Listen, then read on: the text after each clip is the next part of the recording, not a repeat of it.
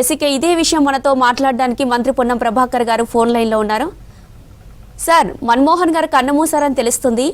ఆయన లేని లోటు కాంగ్రెస్లో ఎలా చూస్తారు? అమ్మ, మేము కొత్తగా ఎంపీలం యువకులుగా అయిన పార్లమెంటు 15వ లోక్సభలో అడుగు పెట్టినప్పుడు వారు రెండవసారి భారత ప్రధానిగా 2004 నుంచి 9 నుంచి 14 దాకా ఉండి 9లో మేము తెలంగాణకు సంబంధించి పార్లమెంట్ సభ్యులుగా ఎన్నికైన తర్వాత పార్లమెంట్ సభ్యులంగా వారి దగ్గర అనేకమైనటువంటి అంశాలు నేర్చుకునే అవకాశం కలిగింది. ఈ రోజు తెలంగాణ సాధనకు కూడా వారు అనేక సందర్భాలకు ఉపయోగపడ్డారు. ప్రధానమంత్రిగా మాకు మార్గదర్శకం చేసినారు. నిజంగా కూడా ప్రజాస్వామ్యంలో కొన్ని అంశాలు ఉంటాయి. ఆర్థిక సంస్కరణలు కావచ్చు, అసలు భారతదేశంలో అది భూసేకరణ చట్టం కావచ్చు, విద్యా హక్కు కావచ్చు, రైట్ టు ఇన్ఫర్మేషన్ కావచ్చు, ఉపాధి హామీ కావచ్చు, ఇట్లా అనేక చట్టాలను తెచ్చి వచ్చినటువంటి ఒక భారత ప్రధాని. ఆర్థిక సంస్కరణలో వారికి మారు పేరే లేదుగా. ప్రజాస్వామ్య అత్యున్నత వేదిక అయిన లోక్సభలో మేమందరం అడుగుపెట్టిన తర్వాత మాకు వారి దగ్గర నుంచి మంచి గుడ్ టీచర్ అన్న దగ్గర అన్నట్టుగా మేము వారి దగ్గర అనేక రాజకీయంగా ప్రజాస్వామిక విలువలతో నేర్చుకోగలిగినాం. సో వారి మరణం మా అందరికీ తీరని బాధ. పార్టీకి కానీ దేశానికి కానీ వారి మరణం పట్ల సానుభూతిని సంతాపాన్ని వ్యక్తం చేస్తూ వారి కుటుంబ సభ్యులందరికీ ప్రగాఢ సానుభూతిని తెలియజేస్తాను. మాకు 15వ లోక్సభలో వారి సాన్నిధ్యం మా జీవిత కాలంలో ఒక మార్పుకు శ్రీకారం చుట్టింది.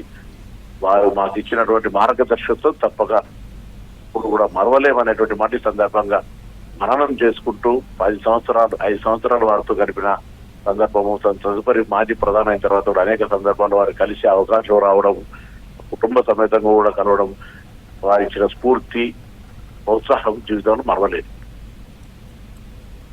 సార్, మన తెలంగాణ ఉద్యమ సమయంలోనూ మన్మోహన్ సింగ్ ప్రధానిగా ఉన్నారు కదా, రాష్ట్ర ఏర్పాట్లో ఆయన సహకారం ఎలాంటిది?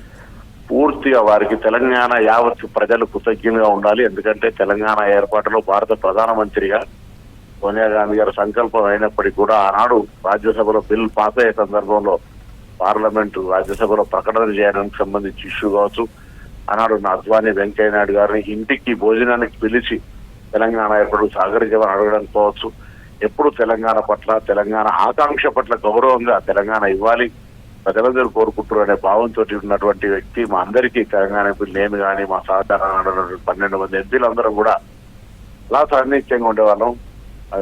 రాష్ట్రానికి సంబంధించిన ఇష్యూస్ వస్తే నేను ఎంపీల కన్వీనర్ గా ఉన్నటువంటి కారణంగా ఎప్పుడు కూడా అనేక సందర్భాల్లో కలిసే అవకాశం కూడా ఉండే.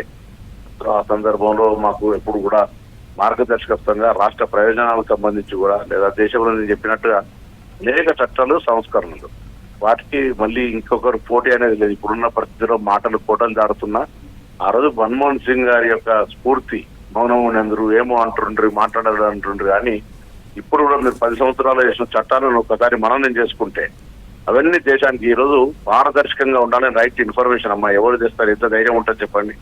భూసేకరణ చట్టం 2013, ఉపాధి హామీ చట్టం 2005, ఇట్లా ప్రతి విద్యా హక్కు,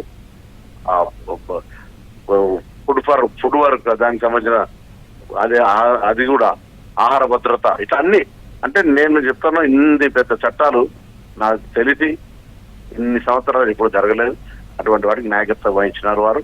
వారికి ఘనంగా నివాళులర్పిస్తూ యావత్ తెలంగాణ ప్రజల పక్షాన తెలంగాణ ఏర్పాటులో వారి పాత్రను ఎవరు కూడా మరవలేమనేటువంటి మాటని సందర్భంగా మనవి చేసుకుంటూ, మననం చేసుకుంటూ, మా సహచర ఎంపీలందరి పక్షాన నేను, నా మిత్రులందరం కూడా తెలంగాణ ఉద్యమంలో ఒక కీలకమైన పాత్ర 15వ లోక్సభలో మీరు ప్రధానమంత్రి ఉన్నప్పుడు పోషించడానికి. కాబట్టి వారిని సందర్భంగా అందరం కలిసి మేము వారిని మధుర స్మృతులను నెమరు వేసుకుంటూ వారికి హృదయపూర్వకంగా నివాళులు అర్పిస్తాం. Thank you sir.